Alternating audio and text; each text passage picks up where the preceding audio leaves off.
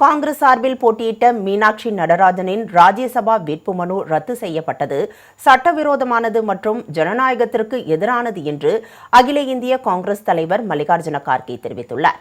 கர்நாடக மாநிலங்களவை உறுப்பினராக தேர்ந்தெடுக்கப்பட்ட மல்லிகார்ஜுன கார்கே தனது வெற்றி சான்றிதழை தேர்தல் அதிகாரியிடம் இருந்து பெற்றார். பின்னர் செய்தியாளர்களிடம் பேசிய அவர், மீனாட்சி நடராஜனின் ராஜ்யசபா வேட்புமனு ரத்து செய்யப்பட்டதற்கு பின்னால் பிரதமர் நரேந்திர மோடி உள்ளதாகவும் காங்கிரஸையும் ஜனநாயகத்தையும் ஒழிப்பதற்காக இதுபோன்ற சதித்திட்டங்களை அவர் அரங்கேற்றுவதாகவும் குற்றம் சாட்டினார்.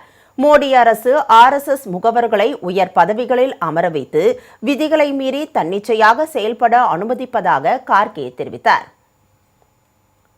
हमारे झारखंड में भी यही ऑब्जेक्शन था।